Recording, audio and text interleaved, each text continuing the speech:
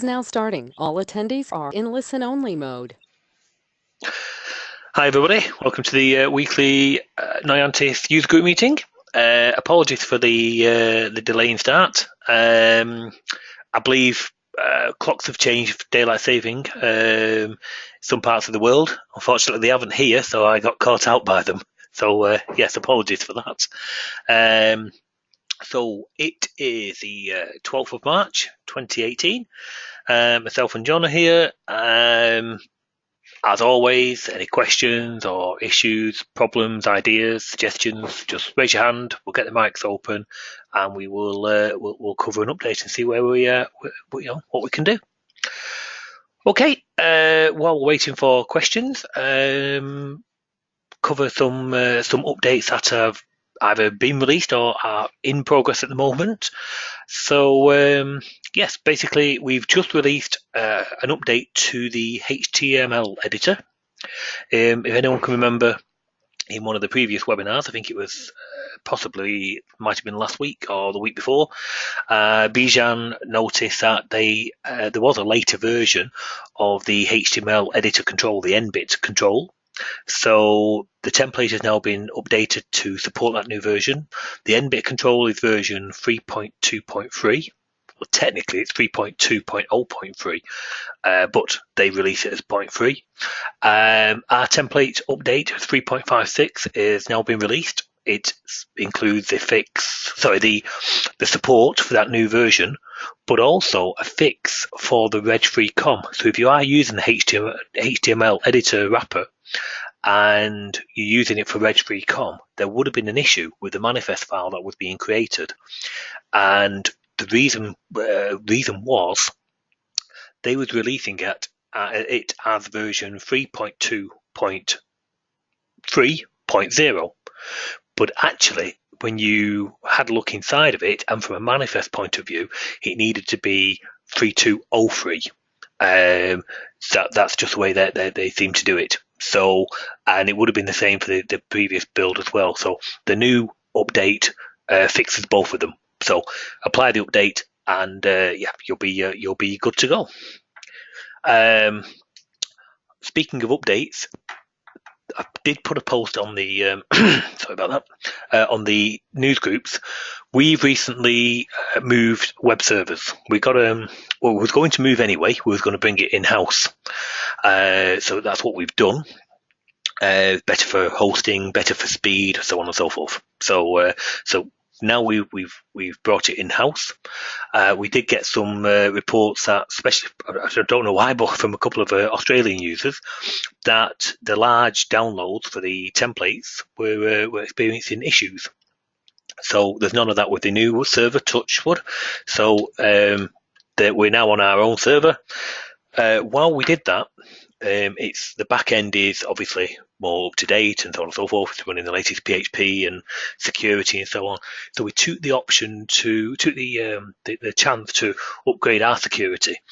We were already aware of some users, I'm not sure how, but obtaining later versions of the templates and so on that really they shouldn't have had. A bit of a shame, really, but such is life. That's how these things happen and work out. So we've enhanced our security a little. So if you've got any currently downloaded templates, I would encourage you to re-download. Just log in, grab the latest, and use the newest ones. You will experience issues. I don't think the old ones will work for you. You will actually run into a problem trying to run the old one. But anybody who's familiar with our products, especially with these user groups, I always tell you to log in and download the latest anyway, because we might do an incremental build to the common class or the central library, and all of the installers always get rebuilt with the very latest of those anyway. So I would encourage you, as just a general rule of thumb, if you're going to apply on the updates or rebuild your Clarion on a new machine or something, go on to the log into your account, download the installers, and go from there. So that's that. And then next, there's the report control update. Now, I was actually going to get it out before the webinar. I just need to put a couple of extra settings into the template, but with daylight saving catching us out, it'll be after the webinar. But we have done some changes on it. One of the changes, if anyone can remember, was to do with the track control. And you just had one embed point before. If I just show you on the on here, you had one embed point where you could see if a particular block had been moved. So this is the report control in track view. Let's just take this. So if we move one of the blocks, and what was happening is as you was clicking on that and moving it or resizing it, it was constantly posting an event to the, or triggering an embed point of moved, which it was a bit of, that's just how the control actually works. So if you was to move it from whatever particular scale, let's just bring this down a little. Thank you. So if I was to move that, say to the 8th, you would end up with a whole range of the same event embed point triggering. So if you had your file IO in that embed point to go and update your table behind the scenes, you'd end up with quite a lot of activity going on. So that's how the control reports it back to us. So what we've done is intercepted that, put a bit of logic in place behind the scenes, and now giving you, instead of just block moved, you've now got block moving. So basically your old code should actually go into your block moved, so you'll still be fine. And now we've got an extra embed point of block moving, giving you, if we just look at these figures here, these values here, this is just going to give you some diagnostic to say which block is moving, and then when I've take the mouse finger off the mouse, when it's considered to be moved. So I'm going to click on that, start moving it, as we can see, obviously. There, let go, and it'll tell you that it's moved. So that's the two embed points. That's the moving, the new one, and the moved, which is your old one. But that would have been triggering all of the time in the past. Now it'll only trigger when the block is truly being considered as moved. So that's an enhancement for the track control. And the other enhancement is this, the thing which I was just about to finish, except for, like I say, daylight saving catching us out, was you can now, on the template track view, you can give it an incremental style. So you can say increment style, sorry. So historically, they're all considered numeric, but we've just expanded it to say date and time. So if it's a date, it will automatically paint it into dates, and the same with time. The only thing I'm just putting in here is some extra settings to say when you want these painting. Do you want them painting every Monday, every Tuesday, every so many days? So basically, what days would you consider to be, up here? So do you want them every, just basically the start of a working week, a Monday, going in here or whatever? So these will go onto, you can see here, into this setting here. So, and the same, the time will have some as well, every hour, every half hour, that kind of thing. So that will save you putting your own embed code in to paint. If you still wanted to put your own embed point in, of course you can do. You would put it in here, and that's the type of code you would have put in previously, whereas now you don't have to. So that's the updates to that. For those who weren't aware, there was an update to the Chilcat wrapper last week, 1.05, and that included the new QuickBooks class, and obviously numerous other class announcements as well. The XML is now fully done in there. I'm just trying to think, the OAuth 2, I haven't actually got the list of the FTP 2. There's quite a lot gone into that new build, and there's another build coming in progress as well. But 1.05 is on general release. Got customers now using the actual QuickBooks interface, and it's touch wood, it's pretty good. So so good progress there as well. That's it. So that's it from an update point of view. Do we have any questions, ideas, or suggestions?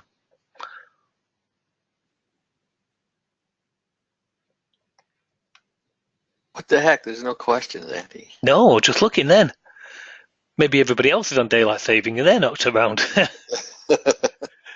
No, we all made it on time. Yeah. Yeah, so we haven't got any. There is actually some other changes planned. Golden rule: if I need it, I kind of chuck it in, as I'm going along. John, I think you'll like this one. It's to the report control, and it's to do with the data binding or data binding, as you would say. Well, basically the binding. We've got the ability, not necessarily just for that, but for the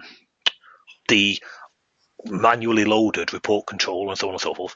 We've got the ability to have the equivalent of a browse no records button, so you can add that, and it's got that. But we do want, and I know Dave Bratovich has asked for this for a long time, and some of the code was already started, the equivalent of the insert change delete.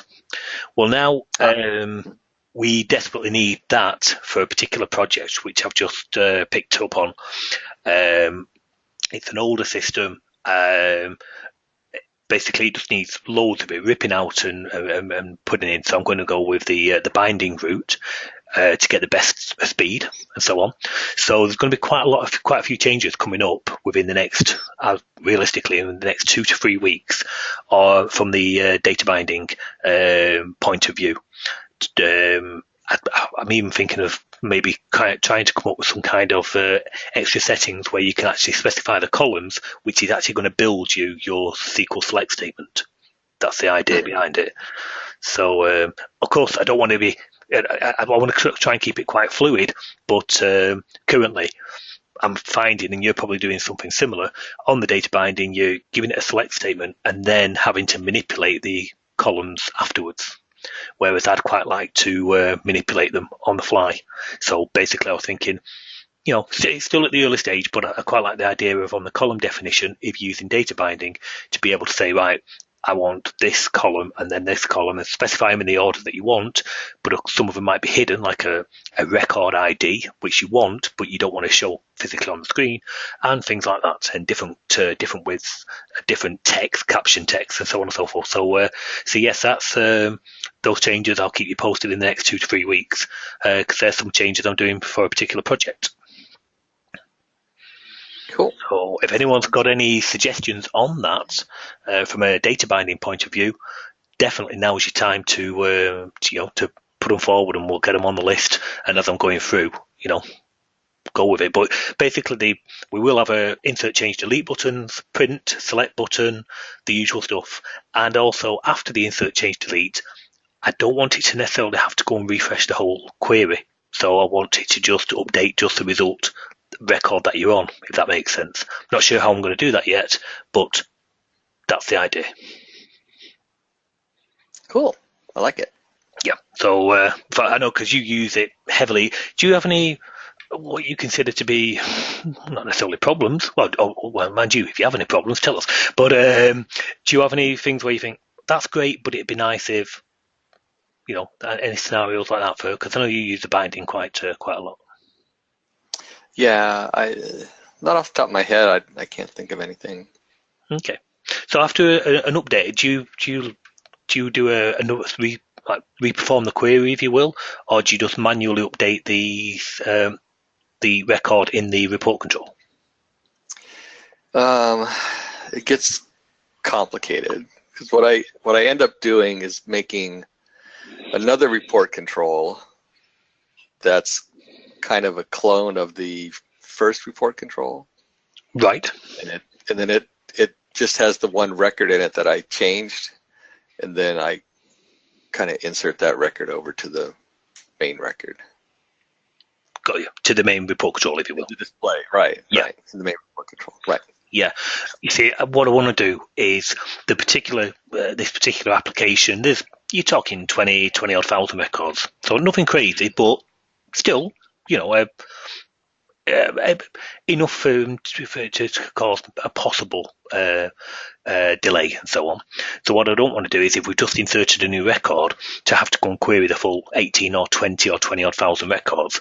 Just want to be able to insert it straight away. Same with a change and same with a delete. Right. Yeah, so that's what I ended up doing, is just inserting it in without rereading everything, right? That's what the extra That's the idea for.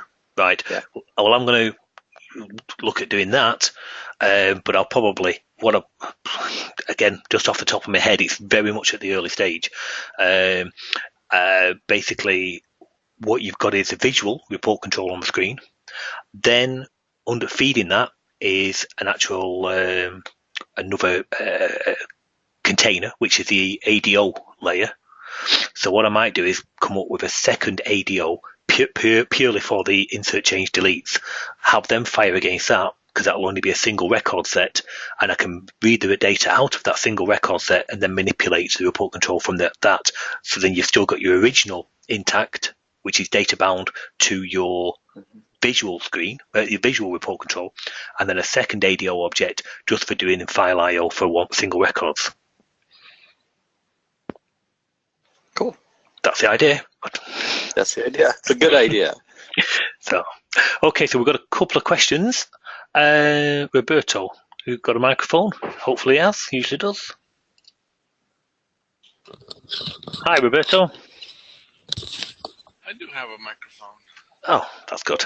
That always helps. So, a couple of things. Go on, fire away.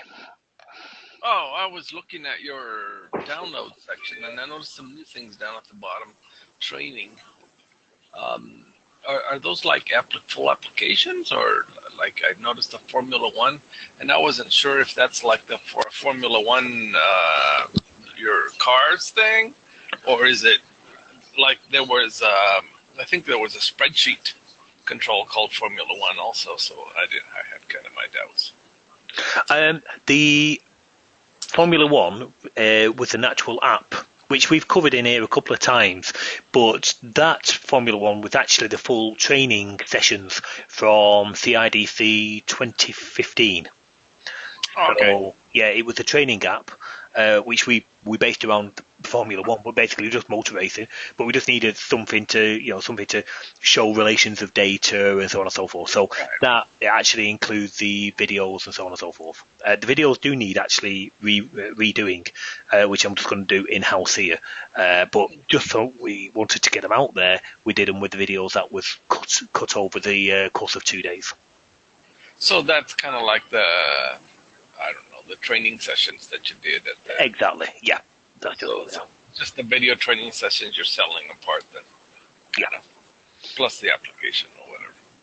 Yeah, so that's it. So basically the videos and the guides of step 1, step 2, step 3, why you were doing stuff as well, not just But people that were at the DevCon probably have hold of those videos anyways, right?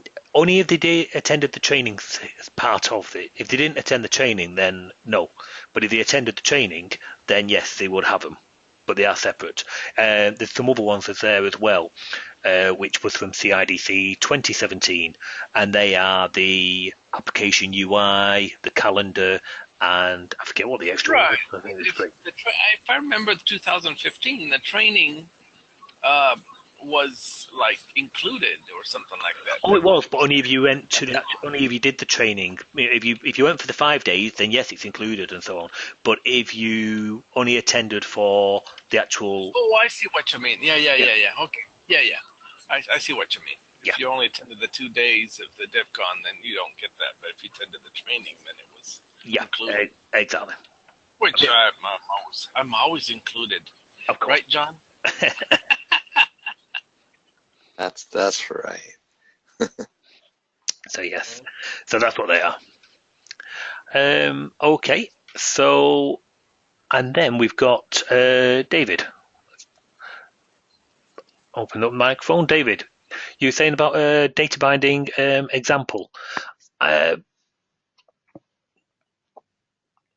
not sure he's there, but he's asking about a particular data binding example. Can't remember it to be honest, so we'll see if it comes back on online. I don't think you have it included in your main application, data binding. You probably need to do that. No, he's on about an extra one that he sent me. Okay. So yeah. But Can you hear me there? Yes. Hi, David. Right. I'm muted. But just quickly on that, Roberto, you are correct. We do need to ship an actual formal data binding example, and we will do that once I've done. I might as well wait now while I do the extra changes, which will make good sense. But then, yes, all of the examples are being recut in Clarion 8 and tidied up. So, for example, the HTML update, HTML editor, which was released earlier today, that's got an updated example in there, and so on, just to bring it fully up to date. Sorry, yes, David, fire away. Yeah. So yeah, I think I sent that sample. I don't know, maybe a couple weeks ago. Let me take a quick look. But that's what I was kind of, when you were talking about that, that's exactly what I was trying to do, was really set up data binding from a table in the dictionary instead of just going directly to SQL, but using the dictionary to get my column names and that kind of stuff from. Right. But that was kind of my thing. So, picking out the fields, that you wanted, the alignment on the screen, the mouse, or cursor, arrow key control, that kind of stuff. Just trying to use it like a regular browse. Right. But of course, with an add, change, and delete. So I've got the example here. Is it okay if we open this? Yeah, that's fine. Yep. Okay. Okay. I think we probably need to set it up a little bit. Just going to do that now, so we can have a look. It was just kind of a starting example, and then we talked about the distinct selection.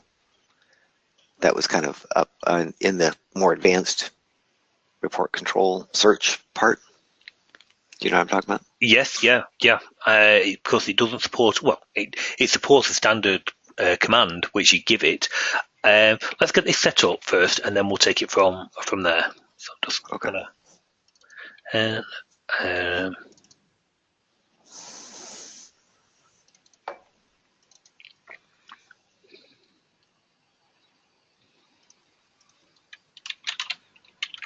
Okay, 1 second. So if I get this running, and then you can give us a talk through us what it is and what you're trying to achieve from it. That makes sense? Mm-hmm. Well, it's just a starting point, really, but for what I'm trying to achieve, which is.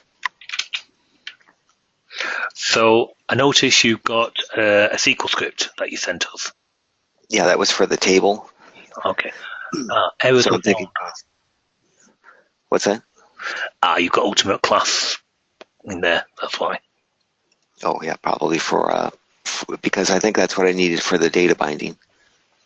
At least that's what my example showed, that I needed that class in order to get the data binding to work. No, you shouldn't need that. No? Okay. Don't know.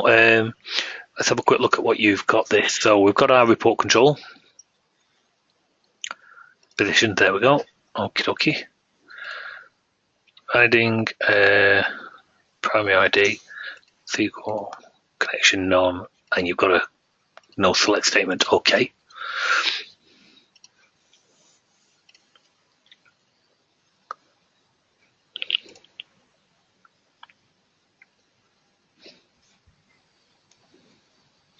Just open the SQL script while we're waiting so I can see it. Okay. It pretty much just creates a table called properties in any database. Yep, no problem. Instead of me shipping you an entire database, I thought, well, might as well just give you a script where you can just add it in. Yep. So I'm just going to create a sample database here. Okay.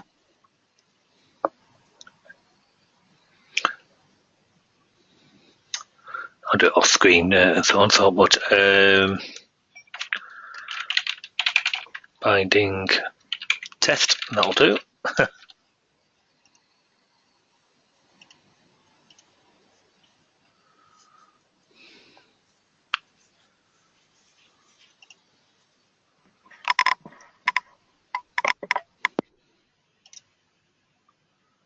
So apologies for this, everyone. Just setting up.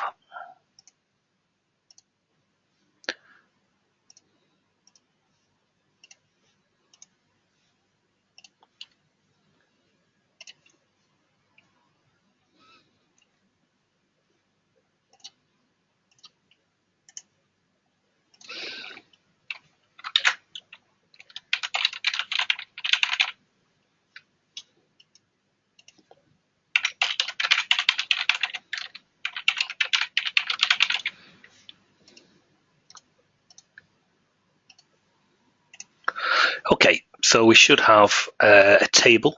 No, actually, we've got a database. I'm just going to create a table now. And I think that script will create that table for you. It does, yeah. I've just seen. So we'll do. So we've got a database here called binding test. This is the script somewhere. Okay. Take it gives us some data as well there then.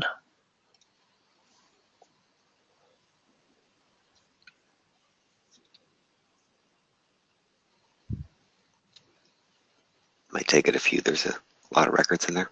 Okie dokie. There's no confidential data or anything though, is there? No. No, okay. Just a list of places.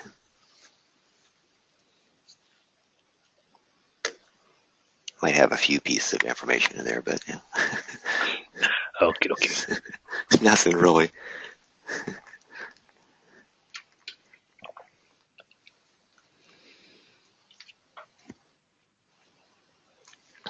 And so what I was doing is just really loading this table into that, into the data binding, and then starting with that example to to try to get something that would be a standard, that I could use for I've got you.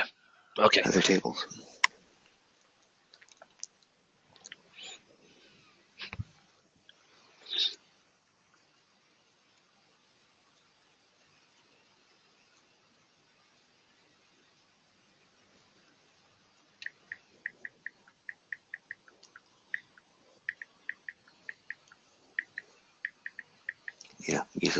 Musical interlude or something. Okie dokie. Well, still running. Well, while that's going, I'll leave that on the other screen. So we're going to have to give it a connection. So we're going to say, okay, well, we'll just put it in here. Normally, I think I'd put it in a variable. What I did here is I kind of hard coded it. It's in the main, in the first procedure. Oh, okay. Here it specifies it, but you might want to do that off screen because I think it has mine in there now, but it doesn't really matter. I mean, it's not like anybody can get to it or anything. Okay. Well, let's have a quick look. So what we've got. That'll tell you right there. Okay, so our database is binding test. Okay. Schema. DB. Yeah, just having a DBO. I guess I was going to say DBO. Okay, so we've got. Oh, that thing's just finished. So I'll just see it on the other screen. So we have a quick one. Oops. Is it called properties? Yeah. Yeah. 80,000. Okay, fair play. Okay. Yeah, well, that gives us a little data to work with. Yeah, just a little. Oh, not that one. Wrong thing. So we're going to go to DBO. I've just created a user purposely for this. So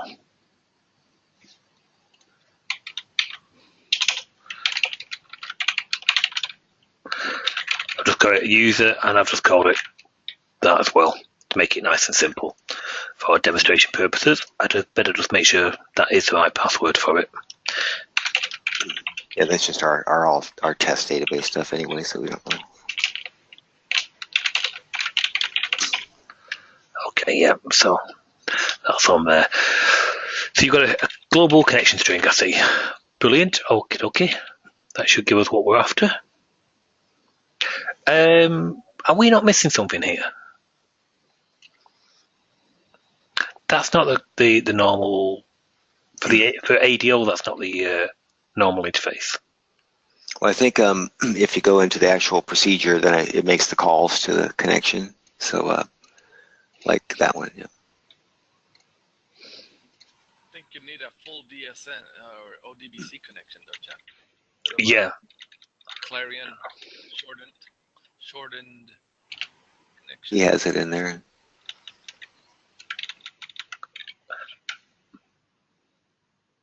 That's SQL.ConnectionString. So what it does is, I think that's where I got the data binding example originally from Sean. Right. And I think in there it does it uses that class guy. And that builds the full connection string right there in Ultimate SQL. Oh, okay.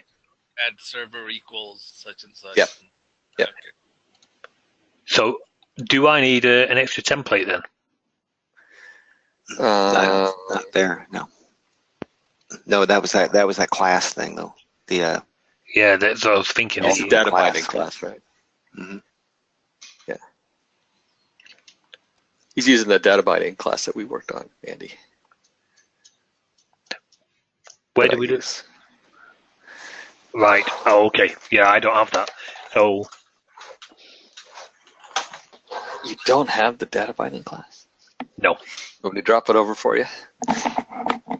Yeah, sure. Why not? Okay, let me find it. It's going to need. We've got Ultimate SQL in here, I see, but mine's probably a really old version, you know. I think the data binding class is separate from the Ultimate SQL. Yeah. Well, it's compiled at the moment. I should imagine I'd expect some. Yeah, it's going to give you some problems.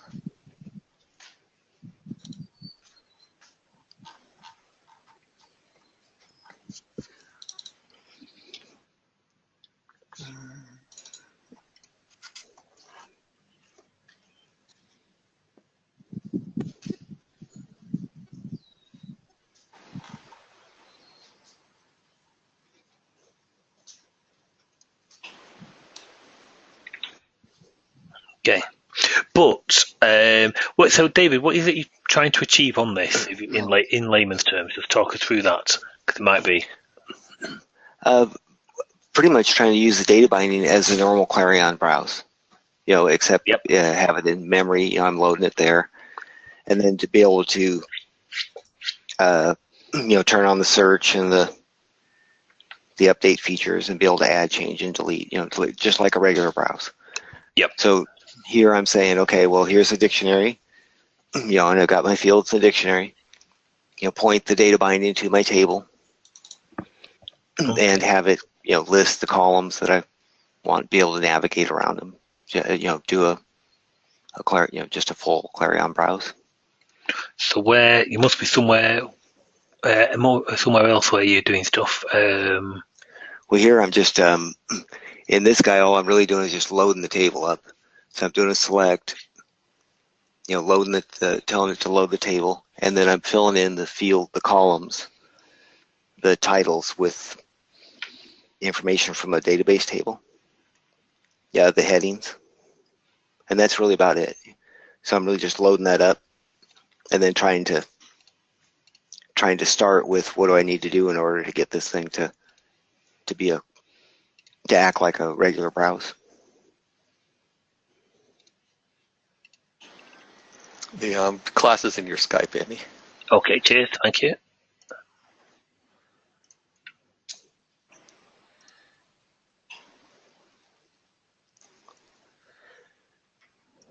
And the example was really, how do I get there from a basic table to a Clarion browse, with the add, change, delete, the columns, the navigation, everything that a browse does. That's the tricky part. Yeah, that's what I started looking. I thought, this could be harder than I think it is, but maybe not. I'm not sure. Yeah, inserting records or even deleting records isn't really the easiest thing to do. Okay, is there an include for this, John, for the util? Yeah, just include that. Just include the ink. It's the same name. That's the name of the file. Right. Do you put it in your globals? Yeah. This is a legacy, isn't it? Yes. Oh yeah, should mention that. So the global map. That doesn't seem right. It's like to use legacy. Okay, so where do you put them? I'm just looking inside. Wherever you normally put it, in ABC or it's fine. Where do you normally put your classes? Well, we're doing by the. I'm just trying to think. Sorry, I wrote the ultimate class template because I never can remember where they go. So I let the template remember for me. Right. Just looking if there's any difference on legacy, but no, we should be fine. Okay. No, it should be the same.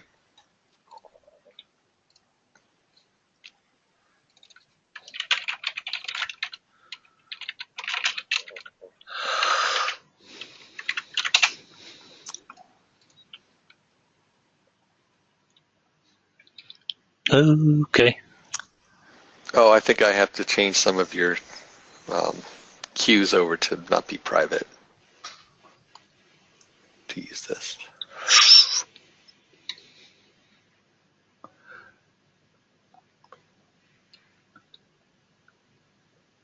Data pack control. I think that's in yours. I'm just going to open this. Let's have a look. Yeah, that's in there. Why would that give you private data plan control? So this is it. Sorry.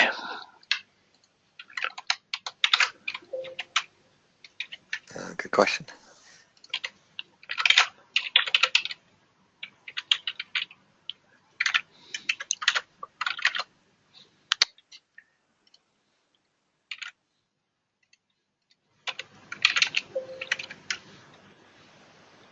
Data plan control. That's a method. Yeah, that's a. No, it's not. No, Yeah, that's a property of my report control. Well, it's the actual control itself. Oh, right, okay. I'm going to watch. I'm not going to screw up my stuff, though, to be fair, but okay. you need to open that stuff up anyway. Making things private. What the heck? Right. I have the latest controls, John. I don't remember doing any of that. Is that mine still works? I don't know. Don't know. Yeah. Maybe Andy. No, not that. Huh. And these I know we talked about these, the column queue and the row queue, I think. Those are privates too. I had to change those. And you say the row queue. Mind you, So, yeah. No, the row one isn't. Oh, it isn't. Okay. Oh my gosh, what's all this now? What the heck?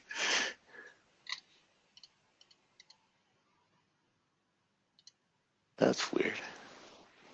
Oh, left the comma in. That's why.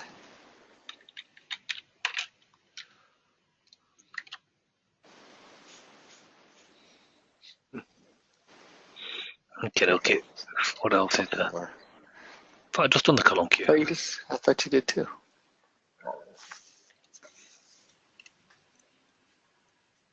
No, it's about. Nope.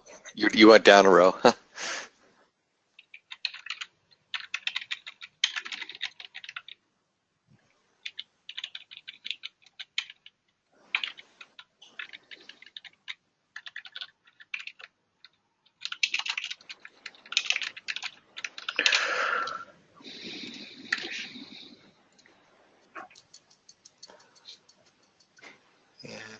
Okay, don't worry about that. That's not a.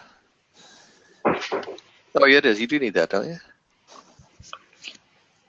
Yeah, well,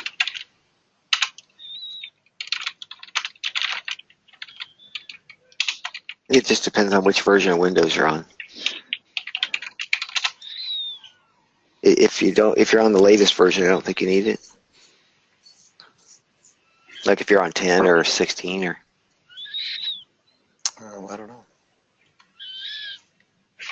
But if you're on 12 or 12 R2 or 7, something like that, then you do. this is Windows 10. Yeah, then I don't think you that? need it. It'll complain that it can't copy, but I don't think I actually need it. Yeah, but it's saying it can't open it. Yeah, it's not. It's not. Oh, I see.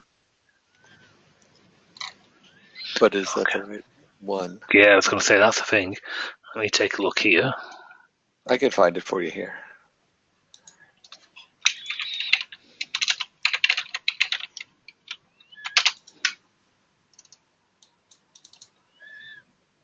Okay. Mine's 20th of June 2013. Oh, I dropped it in Skype for you, Andy. okay.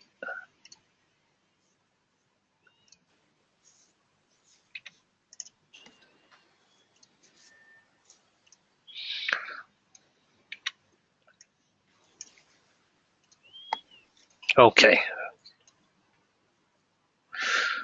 Wow. Right. So if we run this, what do we get? Oh yeah. Okay. Skipping that. Okay.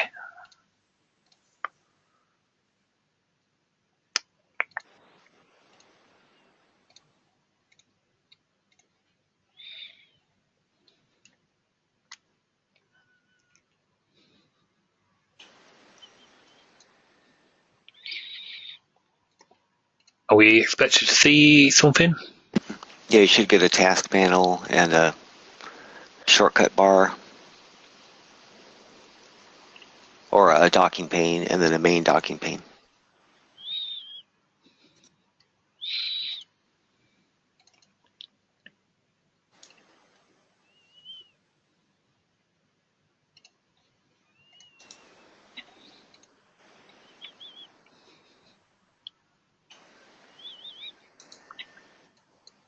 No. Okay. No register yet. Huh?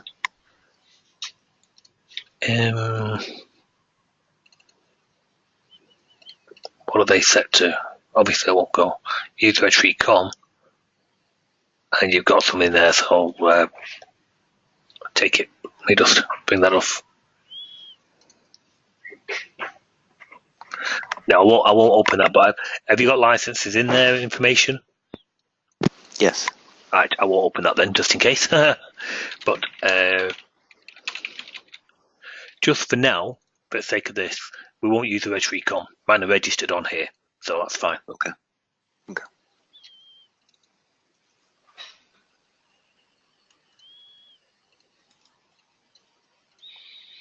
I mean, what you've done is correct. You know, from for your app, definitely use it.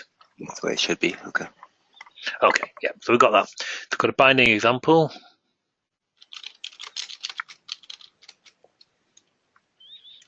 Is that loading? Is there a delay?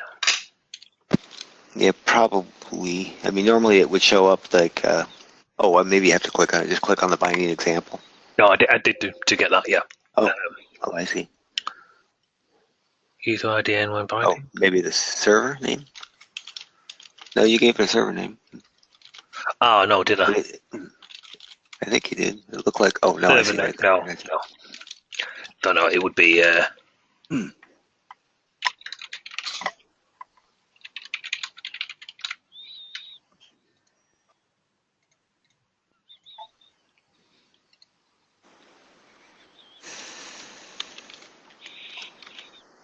Grass.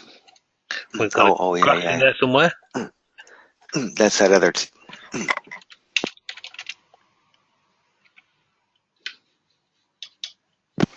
I think there's another table I'm at in that section called fields, where I'm getting the headings from. Okay. This seems to be. You crashed it. That's never happened to us.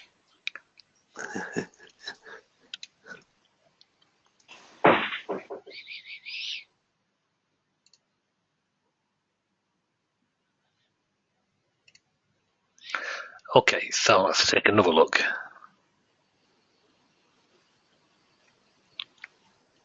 So you're brave enough to click on the recover button, huh? I've used it quite a few times. Not that it crashes too often. But it's not in there. Grass? No?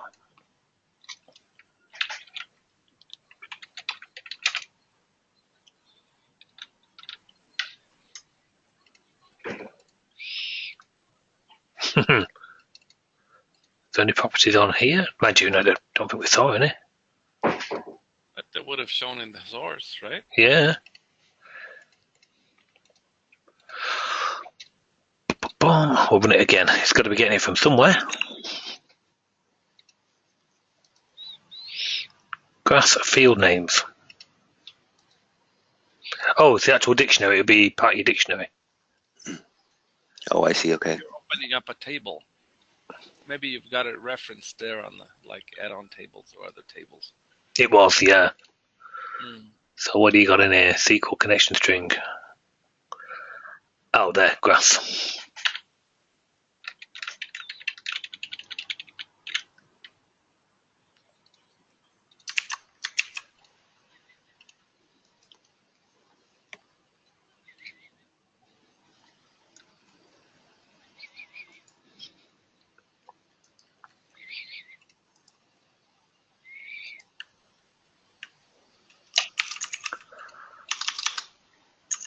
Don't have the creation attribute turned on.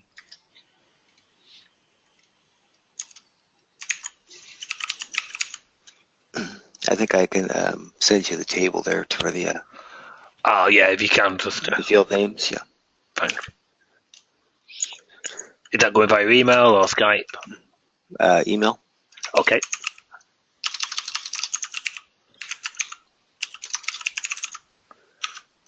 So how do you send the table? Just the definition?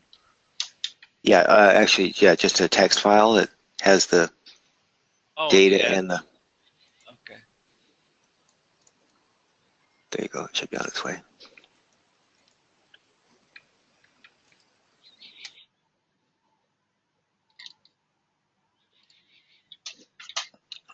Okay. That should have that create in there too. But Okay, yeah, just come through now. that's just getting the headings from the columns. I'm using that table to tell me what things are going to be called. Right, okay. I see where you're going with this now then. Right. I'm coming back to that. Just 1 second. Do a new query on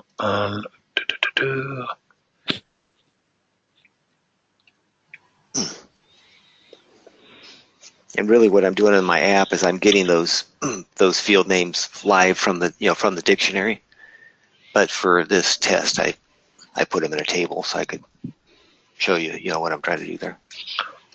Oh, I've got a SQL error here. Cannot insert explicit value. See column. Yeah. What's it complaining about? Identity insert is off.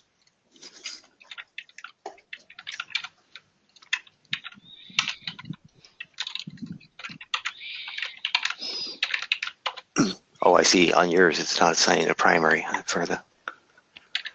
Is it not just? It needs to be on, probably. Yeah, the identity guy. Yeah, I don't like the word on. Oh. That needs a field name, right? The what, sorry? Oh. Doesn't it need a field name? No, that it should just take that whole line out, I think. Right? Yeah, because identity, you want identity on. That would say it's off. Got it on int identity 1,1. It should create it there on the. Yeah, so that line shouldn't be necessary at all. Okay, now I'll try that.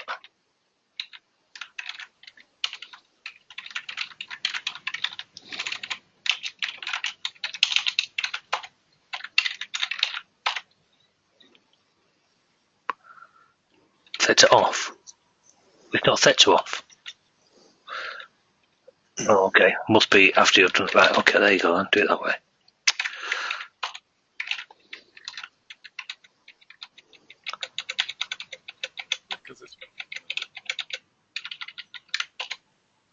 Right, okay. Yeah. More than one way to get a gate in there.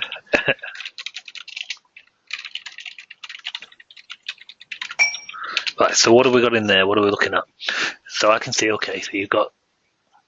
Really, that's not that field name display is all I'm really using there, which tells me how I want the heading. Okay. Okay, got that.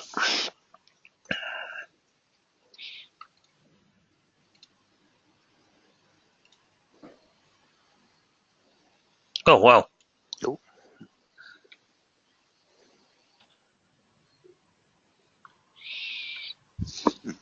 I take it you don't see that. No. No, I didn't get that part. That must be a new feature.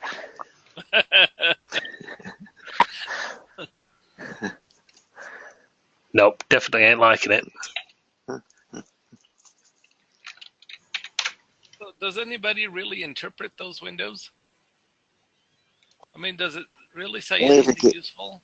if you use the debug version, it gives you the line number. Sometimes it's helpful, but Right, but this one does. No, this one doesn't seem to. No. You know, throw it Yeah, the at call stack's blank. Yeah, it's like, well, Can you understand that? I mean, it just gives you the yeah, register doesn't really flag, much. and, and you're like, okay, yeah. It does tell you the thread number.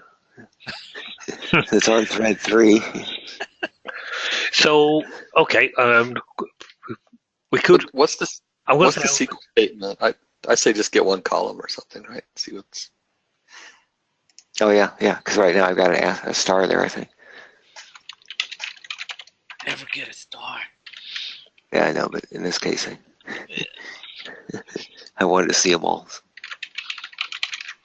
I mean, it should be able to show them all, but just to eliminate stuff, I think I'd start with Yeah, just seeing one column. Yeah, see if it displays it.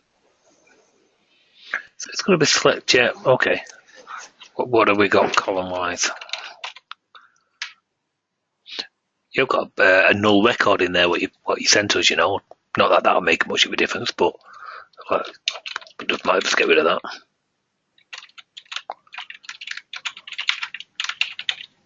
I think that's to be able to link back to a blank one. That first record, you mean? Oh, so it's okay. Mm-hmm. So if you had a blank, in case like something that hadn't been linked, like I don't know, something that doesn't, like an order doesn't have a property associated with it or something like that, then it would still match to that record. Okay, so we do pro bank. But another thing I noticed there, they're all pro. Okay, yep, that's fine. Yeah, we put the prefix in front to keep the columns unique in SQL. Yeah, oh yeah, it's no problem. I was thinking it was as. That's all. Oh no, that's right though. Pro bank. Yeah.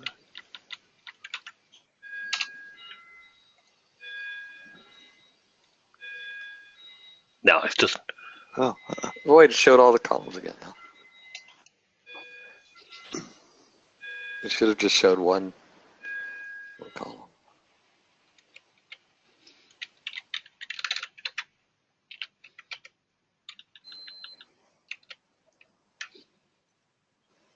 Hold on.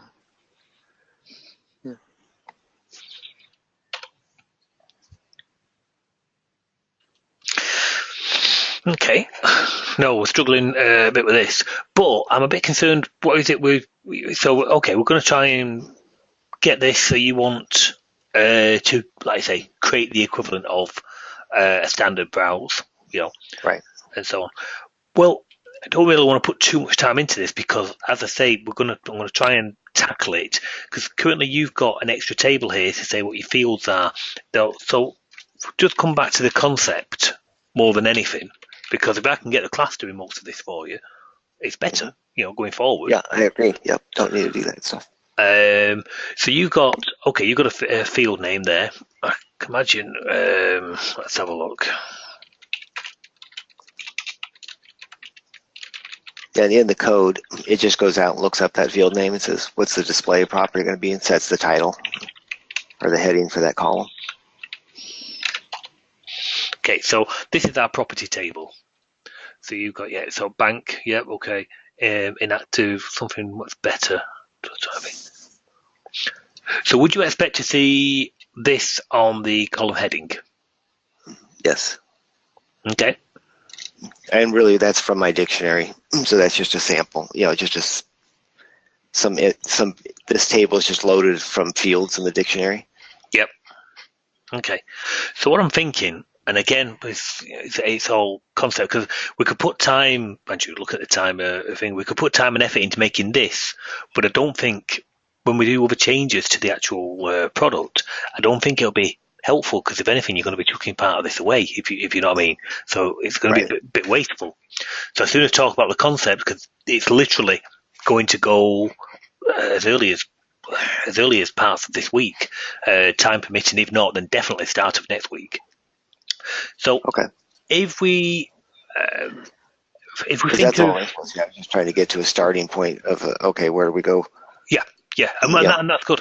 So what I'm thinking is let's just open up another example, the normal data bind example. Okay, so we'll just jump around a little, but we'll use your table, the properties and the come on, brainy game, Andy. Your database and so on and so forth. Yeah. Okay. So let me just jump back a little. I'm just on the other screen. I'm just bringing the example in, so it won't be a second.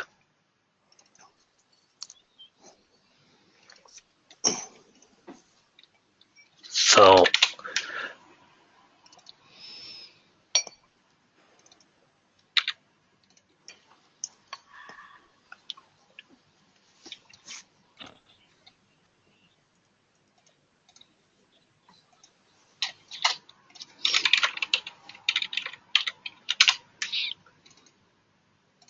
let's just bring this into play.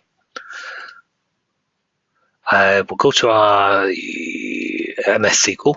Okay.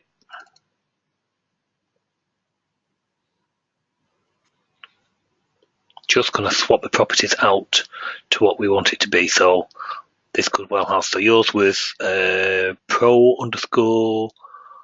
Primary ID. Yeah. So we're going to have that as pro underscore primary ID. So in case there's any connection strings on there, I'm just going to bring this off the screen.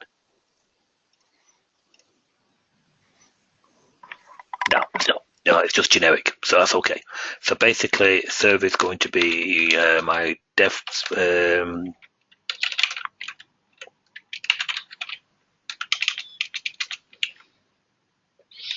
So this I would expect normally for this to be a variable, but for example here it's not. So we called it binding test as a database. And I think I set it up as NYS binding.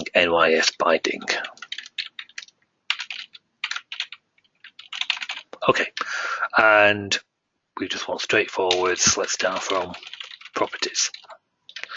I'll tell you what, for speed, let's just do the top 1,000 because we're going to be in and out quite a few times, I should imagine. Yeah, the 80,000 is kind of a big load. So hopefully, yeah. So okay, we've got a few in there. And this is kind of where we're starting from, because what I get torn between is, I'm trying to get a report control going, and I don't know whether to start it with the browse, a standard Clarion browse, to do the data bind, which one to use to be able to actually make use of all the features, the grouping, the sorting, exactly. Now, and I think the data binding is the one that has them all.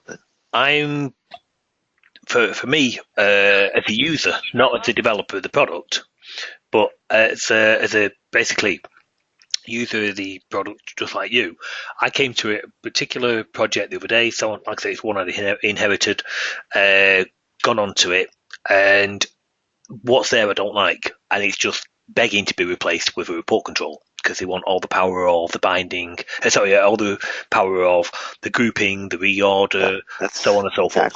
So they want all that, but I've got to do this throughout the whole application, and there's, as you can imagine, quite a few browsers. Right. So I'm in exactly the same position as yourself. Plus, it happens to be a legacy app, and there isn't the budget to convert it to ABC.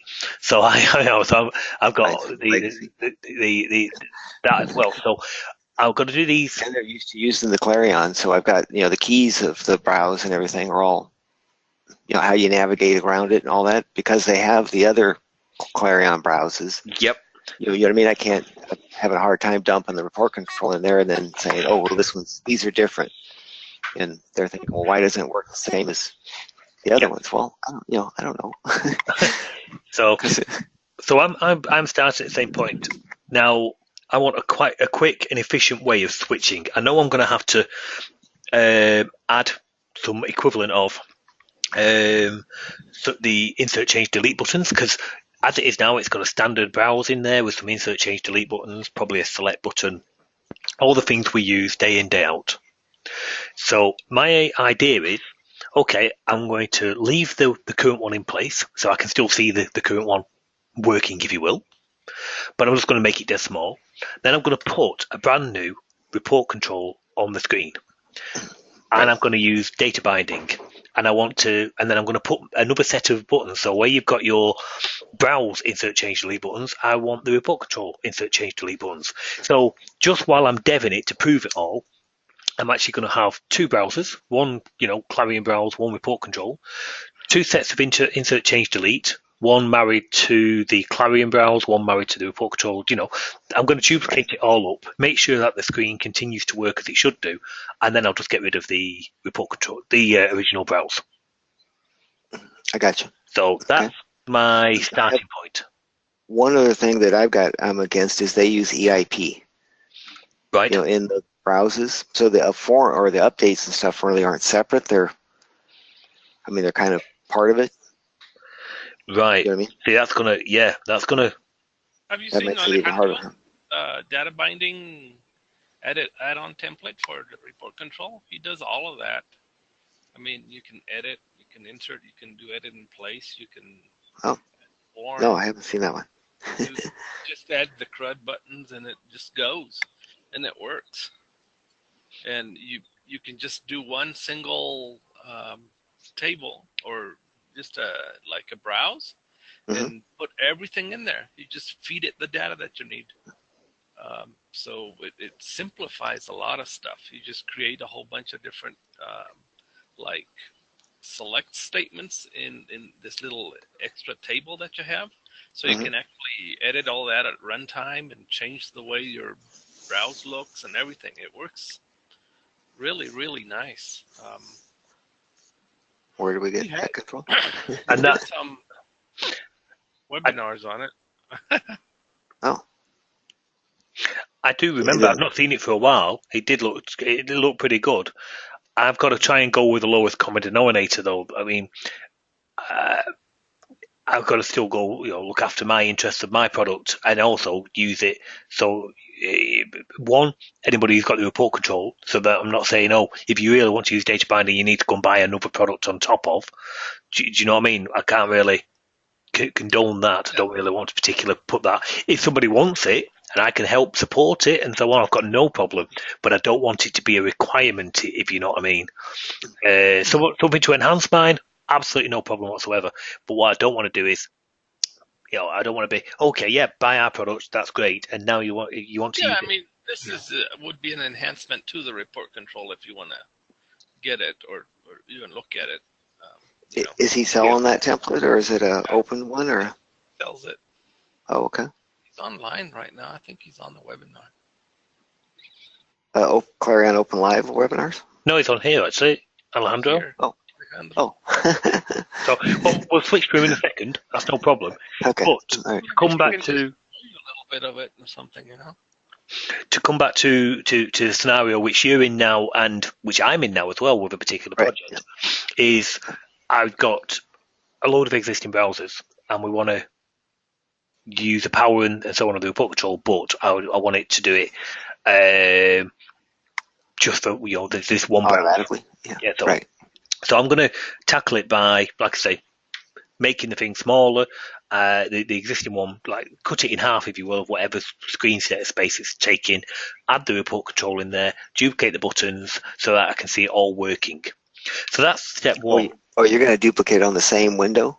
Yeah, well, I'm deving it, yes, because I want to be able to make sure that if I click such and such a record on the browse and press change, should it be disabled under a condition? Should it be this? Should it be that? And I want my report control to work identical to the Clarion browse so that I don't go and break their application.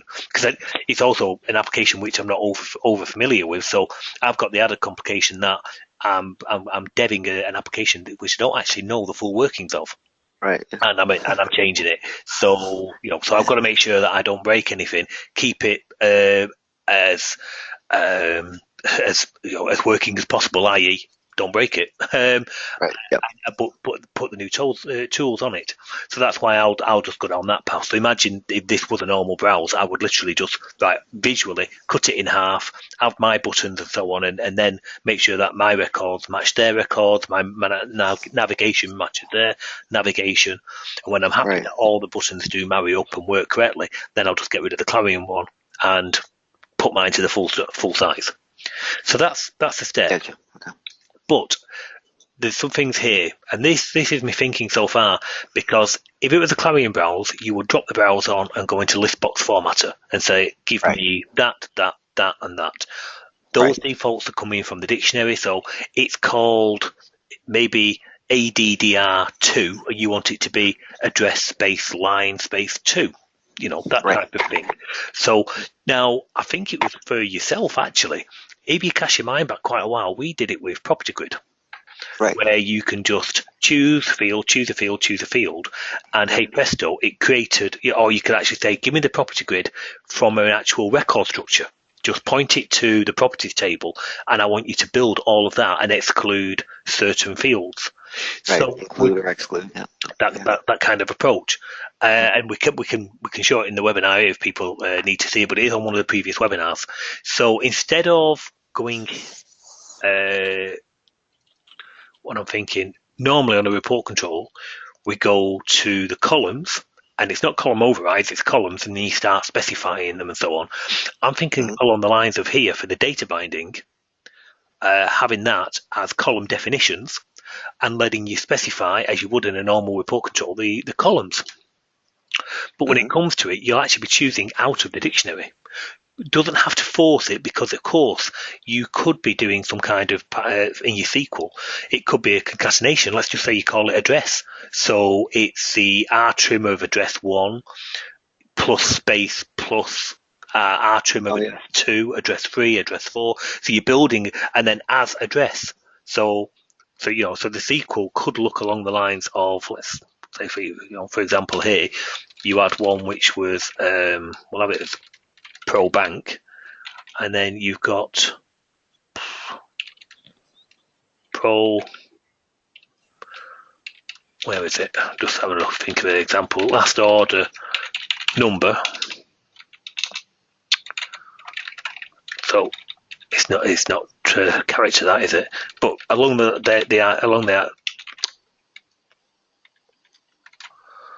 idea of this, if it was an address, it'd be like so. We'll just put pro low number in there. Our time. Didn't see time. It says our time instead of our trim. Oh, sorry.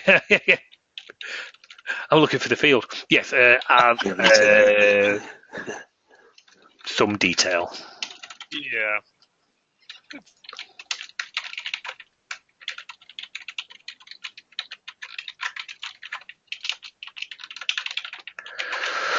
So something along the lines of that. Okay, so we need to be able to cover that particular scenario in here as well. So it can't just be tied straight to the dictionary. But if it is from the dictionary, we could tie in and bring in a lot of defaults. So we could bring in a name. So that could be pro underscore low number. And you could have it as a proper name, which would be the as. So what I'd like to do is build the SQL select out of the column definitions, if that makes sense.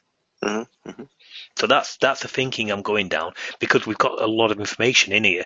So one of your fields would be, okay, well, I need pro. Let me just bring your thing back again. Well, no, I was thinking primary. So we definitely want the primary ID coming back.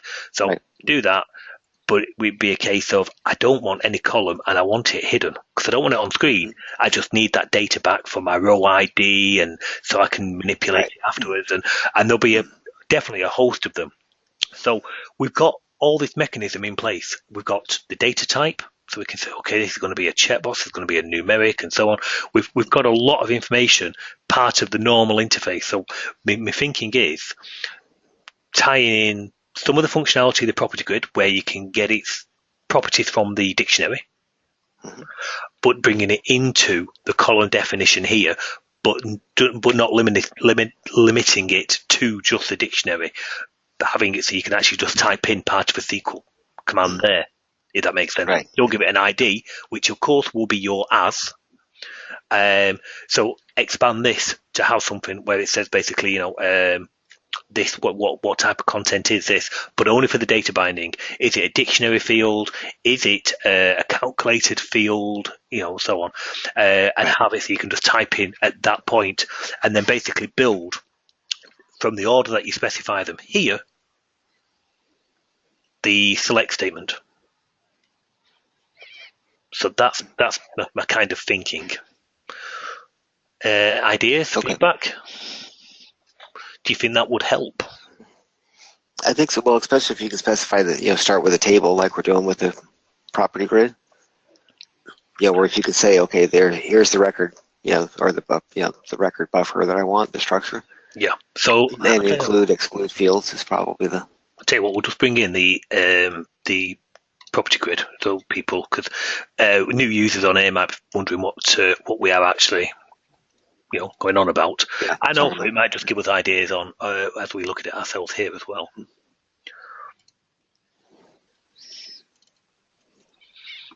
So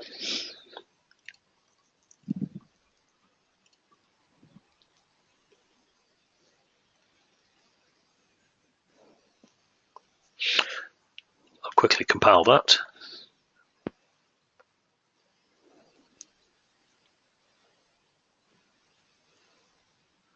Did we put an example? I can't remember if we put an example in or not, but we can have a quick look. So basically, this is the property grid, everybody, and normally what you would do is specify all the columns one at a time. And I think it was you yourself, David, where you said it would be brilliant if we could have a property grid. No, what am I doing? Not that. But we don't want to specify all the columns. We actually do want to tie it straight to a table. Yeah, and that's what Ale has already done with the template too.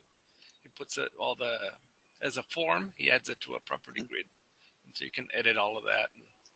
Yeah, but I don't want to necessarily. I mean, I'm not. We'll definitely need to have a look in a second, but I am going to have to tie in some of this into the class itself, into the template itself. Mm-hmm. So is this probably? Let's put it on here. Must be on the form. Right, there's the property grid. And a bit from its data source is specified in template. So what we can do is say, right, we're going to have it from a file. Category, we'll just have it as record for want of a better one. And I think we can say from the file and just load everything from the customer file. Is that correct? Yep. And I can't remember what the fields are, so we'll just do it for that for now. And then we'll put some exclusions, and of course you can group and so on. We don't need from our point of view, any of that group and so on. So update form. So if we go to that, brilliant. Now we don't want code. And let's say we don't want the date created, for want of a better example. So we could go back to that group, and we can say, okay, yes, we want that table, but we want to exclude, and again, we're picking from the dictionary, we want to exclude that field, and we want to exclude that field. And of course, there was some overrides, I think. We had a look at, let's say, balance. Oh, no, it's a bad example. We don't want to exclude balance. Oh, no. No, I can't do. Yeah, no, it would just be that. I think you can only really do your override if you start specifying one at a time, remember rightly. So now, there you go. So now we're starting to change it. So, we've got our date created gone, the code has gone, so on and so forth. So that's a very quick way of getting all the details which you prepared in your dictionary, so your address, your validation, and so on and so forth, into the property grid. And it's that type of interface that I was thinking along the lines of for the data bind. Yep, I think so. The override may be an issue, but what do you mean? Like if here when you are doing the file, you're not overriding the individual fields, and you may need more control on the report control than that. I don't know. Thinking, let's take a look on the report control again. So back to our binding, and it would have to be along the lines of go to data source, got the binding, put an extra option in here, an extra tab to say basically about the data source. So are you going to marry it just to one table? And if you're going to marry it just to one table, brilliant. And then your overrides can be basically, you can exclude from here, and your overrides are just your standard overrides.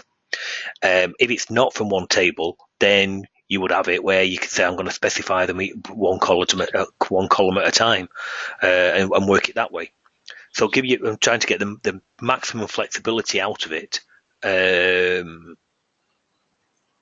but with ease, if that makes sense. So for the example where we just had that customer there, we could have in here, right, we're going to data bind, and the table source is going to be the customer table. I want all the fields with some excludes, so exclude the code and exclude the date created, and that would build you select.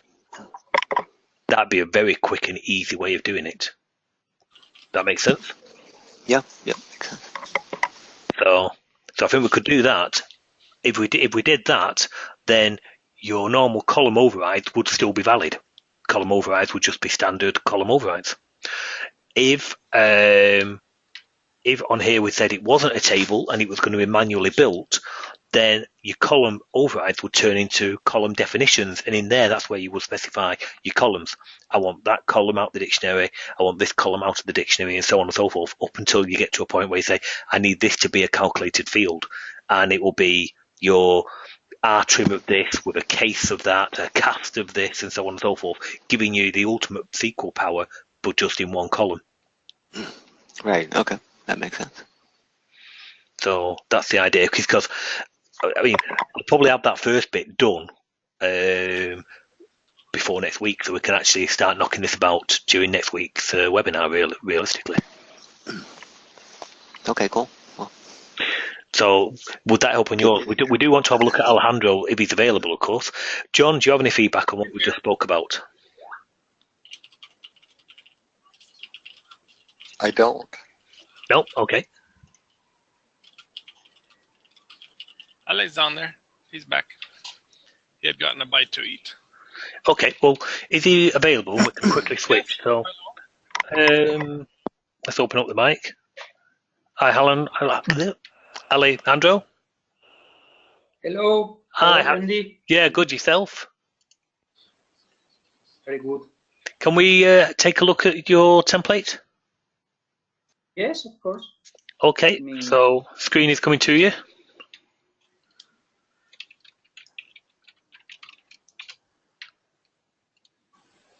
Okay.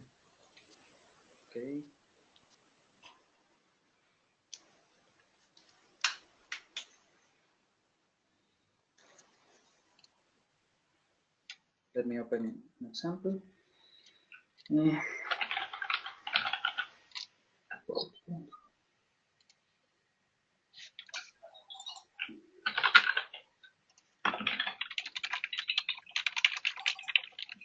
Let's open it. We're just looking at a Samsung screen. Yes. Yep, This is my good. second.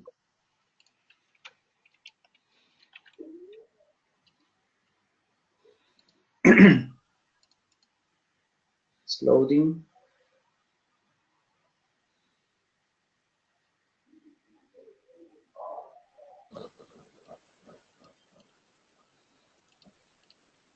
Okay. Okay, we can do something from scratch if you want.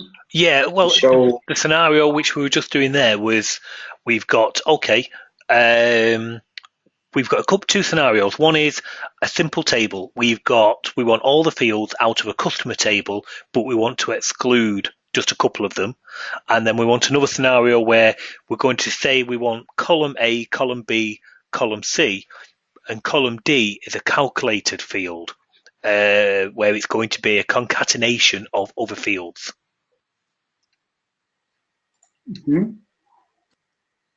Robert. Dice que quiere dos cosas. Una donde nada más pongas como las tablas, los registros, más bien los campos de una tabla, y donde puedas ya nada más decirle que uno de los, o sea, ponerle visible, ¿no? Alguno de los campos y otros no. Y la otra es poder concatenar un par o 3 o 4 campos en un solo campo para que el muestres nada más vea la concatenación en un solo campo. Obviamente eso es con SQL. Ok. Sí. Okay.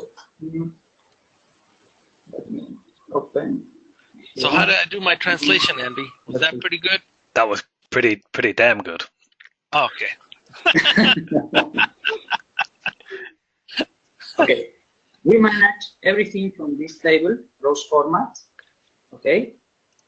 And here we can set the SQL query or query to call the report control. Let me show you.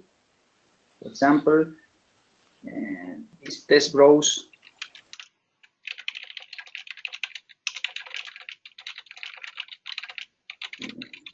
I don't want to see this.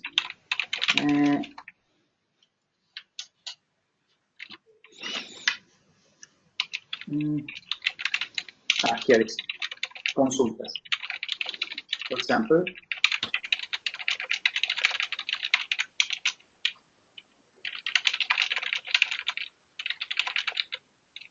okay, we can see here. Yep. Okay. So we've got a report control, and we've got some an actual report control. We've got 2 of them.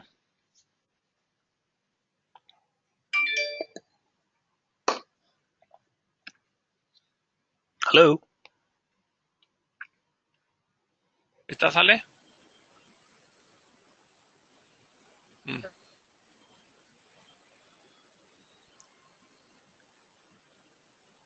I think it got slow. Yes, no, it was my connection. My connection lost. Okay, can you see here? Yes. Okay, this we can modify from here. If we look for this, let me show this browse report file. Okay. Okay. If we select browse report file, there is, and we go here. We can say, in this case, we are telling report, código report, like a primary key, nombre or name customer as name, description, everything. If we need to only show 2 fields, we can, let me paste this in another place. And we save. And we rerun this report.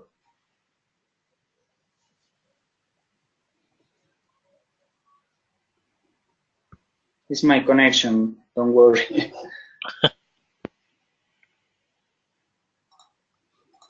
And I never make the double click. Okay, código reporte doesn't exist. Wait, what I did, please. No, I delete a lot more from everything. From table, yeah. Yes. Sorry. You need a from table there. Yes, if I don't put the from table. It doesn't know where to grab it from. Okay, again, double click.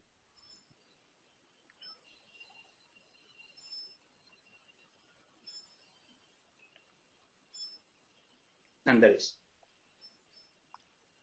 Okay. Okay.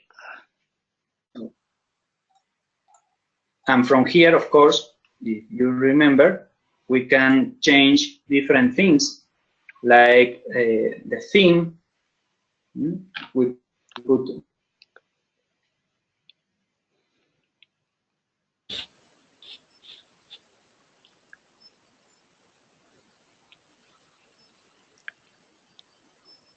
runtime group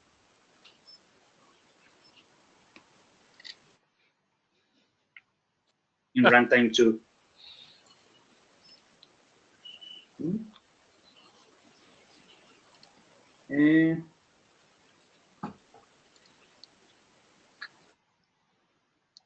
We make change.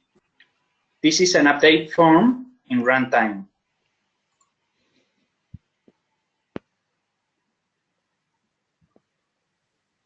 ¿Se me escucha? Yes. Yep. Sí te escucha. Okay. And this, for create this update form, is just this. This is all sentence to create this update form. Yeah, so it has the different table, I mean, the different fields that you want in the update form, but you can take away or hide or not put in there or whatever. And Okay. you select, and it's kind of like a pseudo SQL. Yep. Because it's got added stuff like that PK and that, so things like that he adds, and then he uses he regenerates that code into actual SQL code.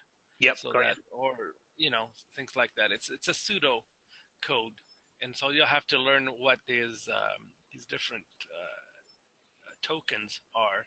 And can you put, what about validation? No, I'm not sure. ¿Tiene algún tipo de validación? No, ¿verdad?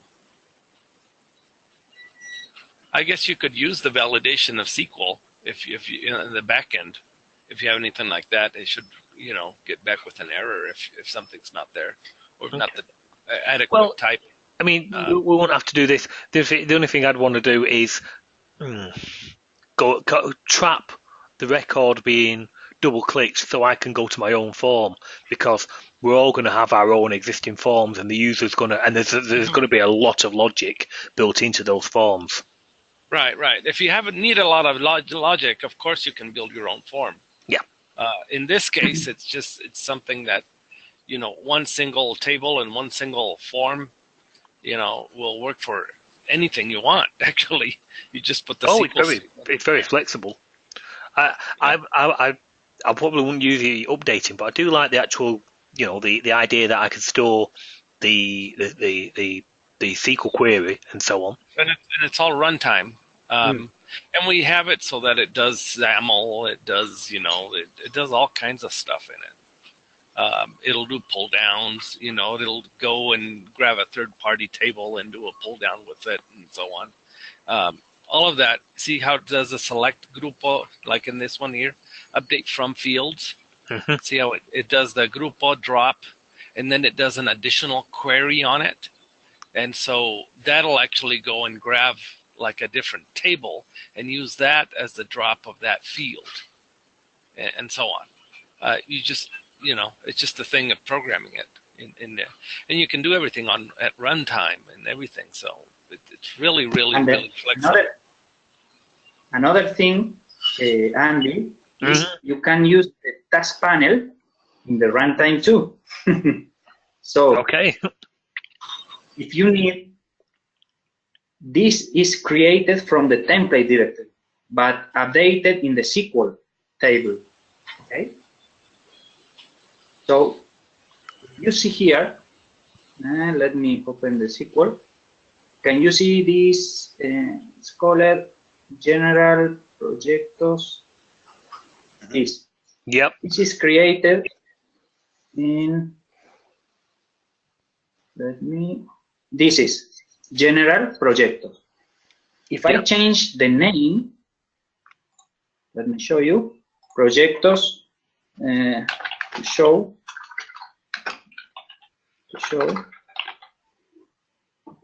and we update. In this case, I have to open again the application. Wait. Yep.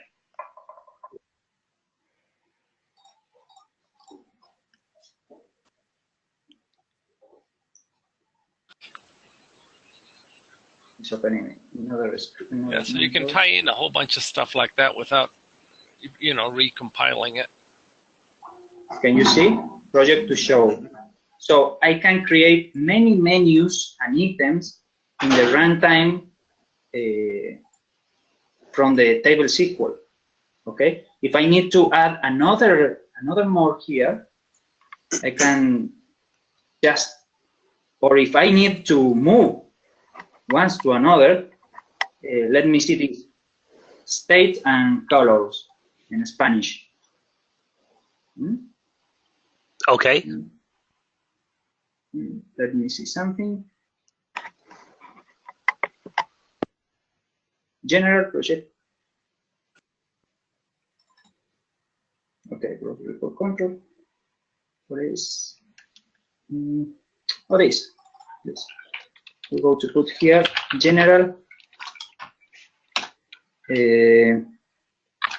implement. Okay. If you see here, we have just one. I close it.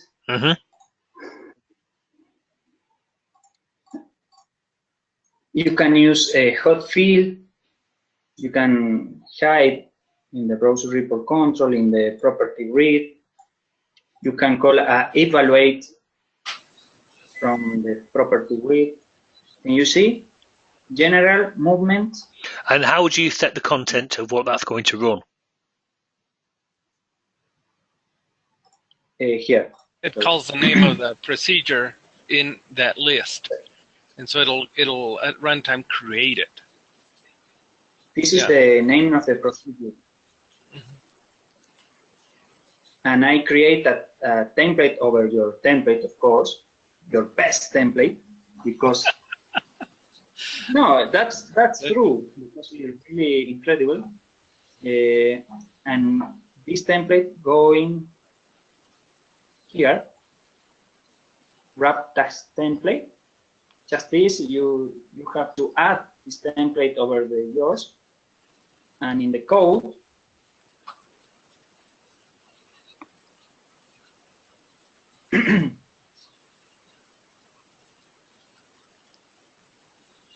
here, and those report control. Can you see? Here, create a code necessary to call. They check if you have parameter or don't have parameter, if it's global or no, and just call from there. Yeah, I've got you. Okay. That makes sense. Yes, and let me show you something else. For example, this. Roberto tell you about the SAML, that you can use SAML, you can use everything from the query here. We go to see products. Let me reorder this. This is the difference when you are using GUID.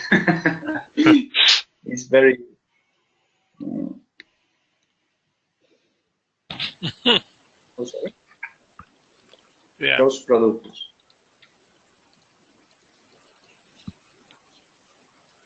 Those products, where are you? Here. You see the SQL query. I say that GUID will be disabled. If you see this this key, you can see there. If you see here, you have a tree. Yep. And this tree, we are mixing between SAML and normal text. And this tree is called from just for this. When you put tree true, that's all. And then you have to set here the SQL subquery, okay? Or subquery. I don't know the pronunciation well. Yep. No, that's good. Yep. So if you see here título SAML file equal to productos.saml, okay, they will get this product, okay? You can see you need to have that product icon, you can set a tooltip SAML. Yeah. that Yes. file, you need to create it outside. Or Right. But it's just the wrapping, it's just the SAML information. And then inside the SAML, you can have your variables and so on.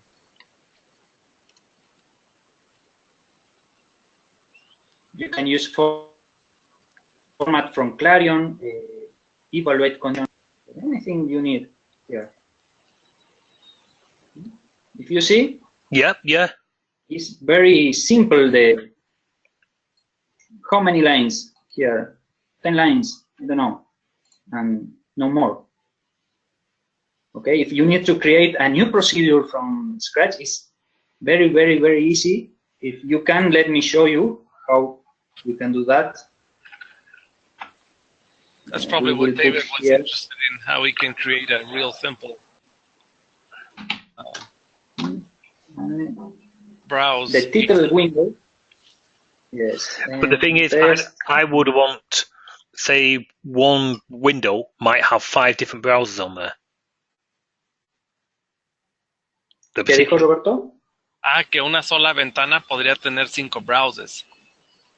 Yes, this is one of the very beautiful things. Yeah, you can have 5 different,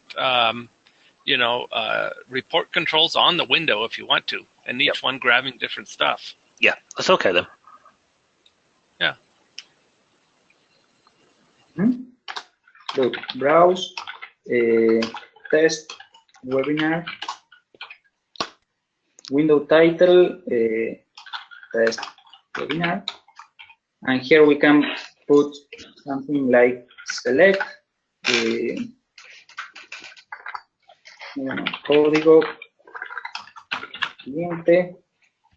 We establish. Let me save this and open another format like this. PK. We establish here that this is the PK. Oh, sorry. And we can put as ID. Nombre as name from Noyantis. Let me see first if I have this table here. No, I don't have. Device. Let me open this. Usuario, código usuario. Sorry. Código usuario. And user name. Yes, from usuarios. Okay. If we want, we copy this and paste here and say where usuario, that is our primary key, we say primary field value. Okay. So how we call this procedure? We can here we can make 2 things. One is create browse modelo. I have this procedure like a model from every procedure mine. So I will put browse modelo, I will put browse test webinar. Okay. Okay. The same extension here in report control.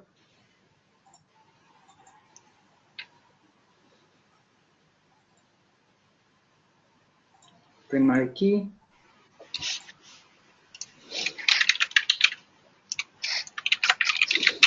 Really, I don't have to do anything. So I only. Oh, sorry, say again. If I want, I will. I only have to copy this name, and I have to say, for example, here, task panel group, general, task panel item, test webinar, procedure, browse, report, control. Now we need it on the command bar. Hey. No. So we will run this. And other things I have to set here. Yes, it's the same name. Over.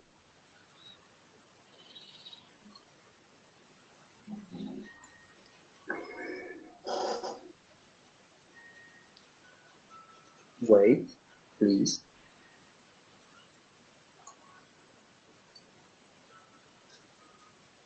If you see many error, is my test application. Don't worry.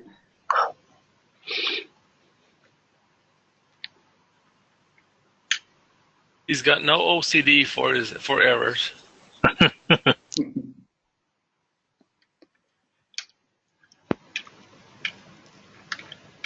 Okay.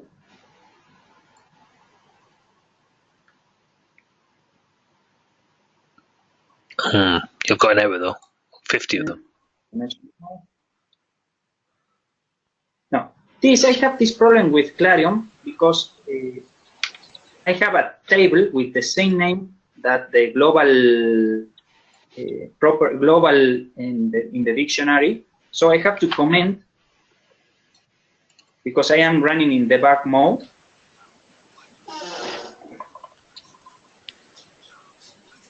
In the dictionary, in the global tables, I have the connection, and in the tables, I have a table called connection to.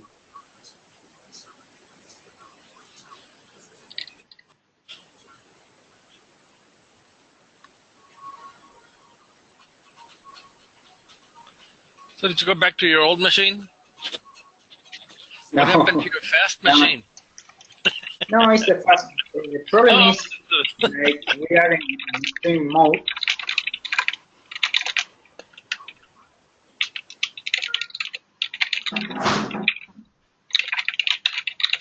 Now it's running.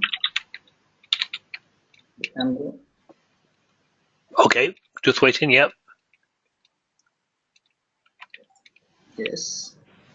So here, general test webinar. Mm-hmm.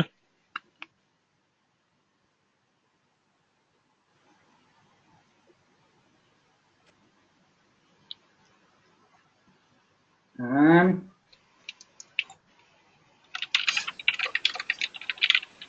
let me see. I put something else back.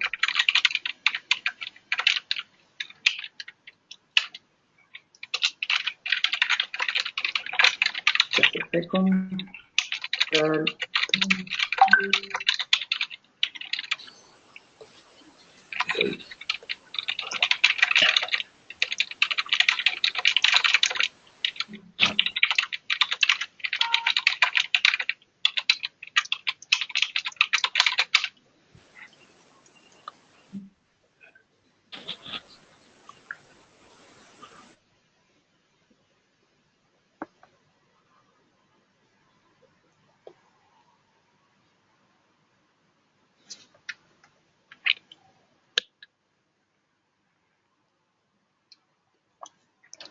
Have we lost him?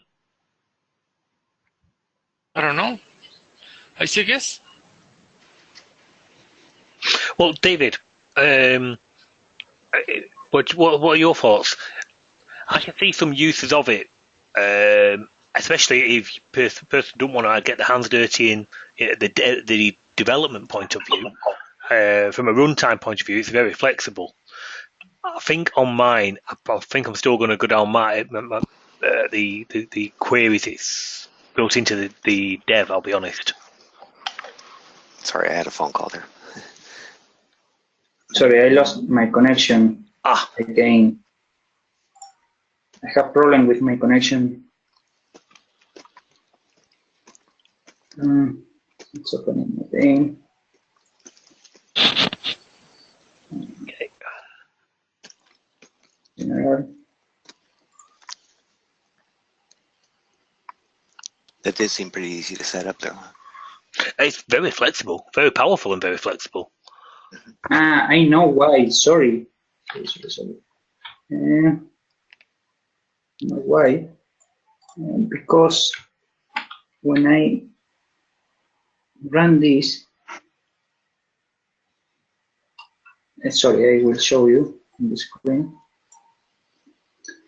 When I create the first time the procedure try to read this procedure. So in this case, we have the number 5, number 6. What does that mean?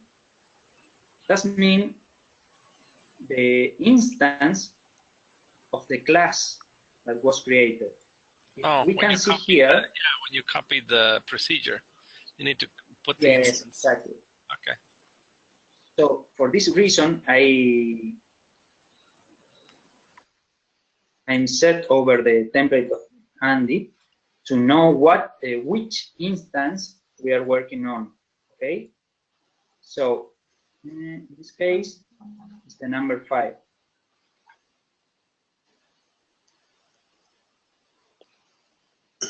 Okay. Test webinar number 5. Set this, and here, of course, test webinar number 5.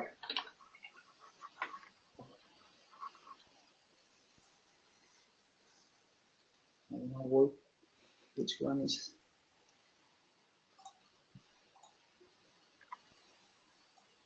Oh, I lost the connection. The SQL connection broke, and I broke my application at the same time.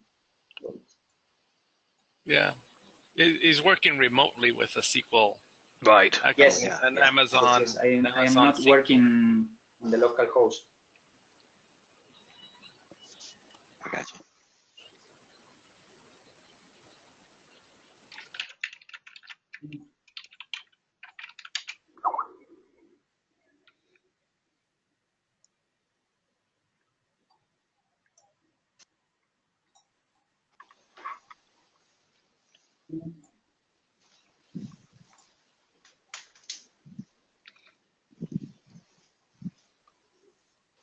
There is. They say some usuris doesn't exist. Of course, I wrote very bad. If we change here, is usuarios.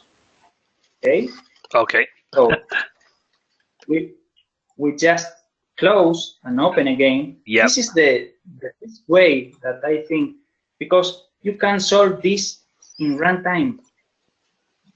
And if I set, if you see the column like this, and open it again, this maintain the format. Okay. Yep. So if we like this name, for example, put Samuel text log.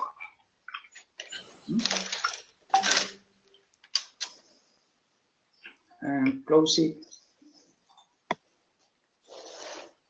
It changed to Samuel immediately. Nice. But we changed the first one. Sorry, the second one, the name. The first one is text. Yes.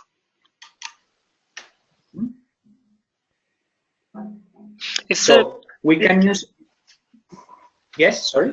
I was just going to say, it's an interesting possibility. I can actually see some uses for it. I have to give it some thought. So if somebody, we've got people on here and people might well come and ask afterwards, if somebody is interested in it, how do they purchase it? Translate, please. Si hay gente interesado en tu producto, que cómo lo compran. They can they can buy from PayPal. I don't know if this is the question really. Si muestras tu página web para que lo vean. Okay, sorry. Sometimes I don't understand very good. You can in here in developerteam.com.ar a few templates. Template. Okay. Here is browse report control. Here is. Obviously, it does have a lot of necessities. It requires CodeJock. It requires the Noyantis templates, whichever ones you want to use, the task panel, the report control, so on. You need to have all those in string theory. Right. Yes. Yeah. Then there's the price. I don't know if the price is here, but it's a single license for, I don't know, multiple developer. Is just one license for multiple developer. Does that say free today only? Sorry? No, I'm just joking. Sorry. Que se dice gratis hoy. Yes. Until which time is there? Oh, yesterday. Yesterday. Yesterday. Just missed it. That close. Okay. Well, that does give ideas. Yes. And from a runtime, if you wanted to come up with a very generic runtime reporting, I think that's very good, very powerful. If we could try and tie that in with some kind of dictionary picker as well, then that really would be very powerful. Yeah. Well, one of the benefits of doing it this way is that you only have one real. If all of your browsers are pretty similar. No, though they wouldn't. No, in this application, they're all different, and different windows have different number of browsers related information on them as well, and so on and so forth. Right. But I'm just saying, if it's something that has really similar templates, you say you got, I don't know, a catalog of 13 different catalog files, and you need something that just uses one browse, and it'll do them all. You just say, okay, then now do this catalog, now do that one, then now do this one, and so on. So with one single procedure, you're actually, doing a whole bunch. Yeah, no, I understand that. I can see the power of it and the flexibility, but it'd be more in that scenario where. Right. So your application gets a lot smaller. I mean, just a lot smaller and a lot easier to maintain. Yeah, I see it as, from a report, as a data mining reporting engine. It'd be pretty powerful. From the screen-to-screen point of view, you could still use the power of the back end of it, but you'd want it to fit into existing screens. So you would, I think you still have work to do on each screen. Yeah, of course. As a generic thing, it works. As a generic, it's very good. Yeah, I like how you can switch the content. I don't think the user would do that, but usually the user wouldn't. No. But if you have a sysadmin at your office, Yeah. Something that I probably have. Something where we could build a pre-built query. And then now they can just download it from us, and they've just changed their system. So no, I can see the uses for it. You can just go directly to their database or whatever and change it. Also, so it's just simple. Or just tell them how to do it. Yeah, no, not the users I've got in mind. No. Yeah, not usually. So, okay. Well, thank you very much, Alejandro. That's definitely of use. And it does give us some food for thought. I think I'd probably want a mixture of both, as I just said.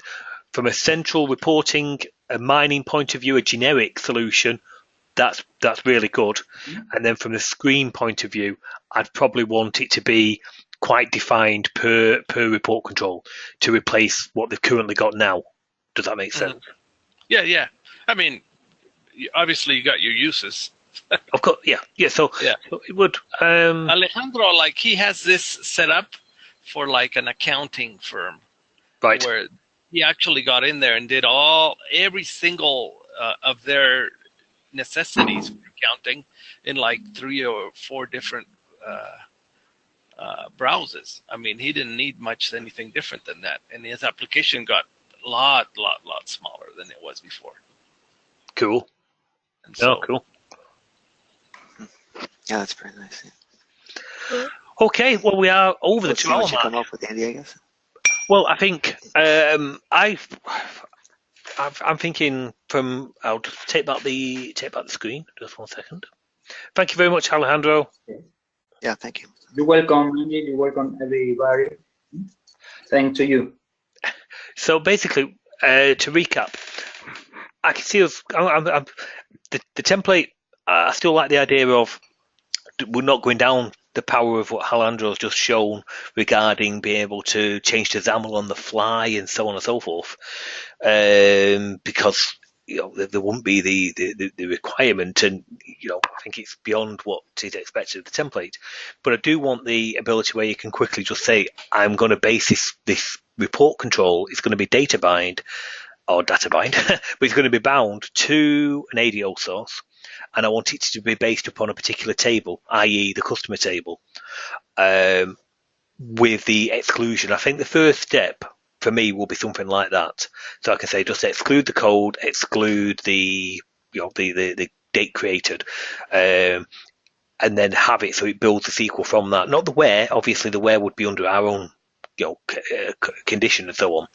But build it along the lines of that. So that's my kind of first thinking. From what I just saw of Alejandro's, I think I'd actually be interested in that from a reporting point of view, because the same customer, the same project, they want a new UI putting on it and so on, where the report control and data bind would be absolutely perfect. But they do want a centralized reporting engine. And from what I've just seen there, I might as well go down that route and implement that. Because all I'm going to do is I'm going to do take a lot of time to try and recreate the power of what I've just seen. So I actually think I'm going to have a combination of both. I'm going to use my own templates for the individual browsers on an application. So we go into whatever screen, it doesn't really matter, a customer screen, a supplier screen, or whatever, and you've got a browse, or let's say the patient management, you've got the browse of patients with some related browsers around it of treatment plans and appointments. So those I will probably stick with my own implementation via the template, because they will be pretty defined of what I want in them and so on and so forth. So, but with these new changes I'm talking about, so I'll probably go down that route. But from a generic reporting, but not physical report, just something that I can show them, right, there's a data coming out, generic, built via SQL queries and so on, then that solution I've just seen is a pretty good solution. I'll put it into my own screens and so on and so forth. I wouldn't use all the power of what I've just seen about the task panel and so on, I'll be honest, because the application is already pre-built. If you didn't have so you don't have to. I mean, no, that's the beauty of it. No, I'll just want it for the power of the stored SQLs with presenting some data and lookups and so on. So, yeah, I can see a good use of that. I'm talking quite honestly. One of the nice things he did about it was that he did it in English. He started it in Spanish, and then he thought, no, I might as well do it in English, so it's more general. And so the tokens and all of that stuff that he did, he did it all in English so that everybody could understand it. Cool. That does help. Is it ABC and Legacy support? Yes, it works with both of them. Oh, that's pretty good. So I'll be honest. Also has a report with StimulSoft also, where if you're interested in reports, that's a good way to go too, because he's got it all done also and runtime and everything, so that he can do stuff to StimulSoft, either the JavaScript or the .NET one. John's been working a little with it. Maybe you can tell us how easy it is to implement that. Well, the StimulSoft? Yeah. It's pretty easy. I did it Saturday, right after I went to you guys' webinar. All right. I played with it, and if it took maybe a half hour, got it working. So yeah, it's cool. That's pretty. Yeah. Okay. So yeah. So I can see for me as a user, and for the project that I'm going to be, I'm currently doing, then I'm going to use a combination of some proposed changes in our report control template for the more traditional browsers, where I can have my insert change delete buttons and selects and so on all linked up. So I'm going to go down that route for those. But for the general reporting engine, so when I say reporting, I don't mean a physical printed report, but the data mining engine, if you will. So let them select what they want and so on and so forth, and then rearrange, regroup, and so on. I'm probably going to go down. I'm toying with the idea of that because I want it so that I could create queries here. What's going to happen is the user will phone up and say, can I get to this piece of information grouped by this? Can I get to these figures? I'd like to be able to create the query here, upload it to my server and say, yeah, no problem. Just hit synchronize and hey presto, they've got a new report added to their system automatically. So that's... Well, Allah is willing to, work with you. Yeah, so... together it's a project and maybe put it into, I don't know, put it in together or something like that. So the ways and means I can see the utilising the power, because I'm pointless trying to rewrite what I've just seen. When it's $500, it's it's easiest for me to implement that and go down that route from a project point of view. But for the traditional browsers, I think I'll still go down this route, only because I want a little more control, if that makes sense. Mm-hmm. That's all. That's the main reason. I think all we really, if I was good at use that for the traditional browsers, all I'd really be gaining out of it would be a stored SQL script. And I want, there's a necessity for it in the traditional browsers to replace the traditional browsers, I should say. But from a data mining, from a reporting point of view, then yes, absolutely brilliant. So yes, that's kind of my feeling at the moment. Anyway, we should really look at tying this up. If everyone's finished, we are over time, but it was pretty good. Saw some nice tools, and we've got some ideas for taking products forward as well. So I think it's a win-win. Yeah, thanks everybody. It's good. Okay. Lots to think about though. yeah, lots to think about. I think definitely some thought for tonight. But okay, yeah, that's good. And obviously we're back next Monday, but also John, I think I'm on Friday, am I not? You are, yep. Cool. Yes, it's a birthday one. It is. So is anybody else on? I'm just trying to think how much time I need. Just you. Just me. All right. No pressure then. No pressure. Okay. Well, it'll be a short webinar on Friday then. So, no, it should be a good one. We'll make sure we've got some new toys for you to look at as well by Friday. But all based around the Chillcat stuff, of course. Cool. I like it. Cool. All right. Without thinking, I shall wrap this one up, and I will see you all Friday/Monday. Yeah. Thanks. That's good. Thanks, guys. Okay. Thanks, everyone. Bye. See you. Bye. Bye.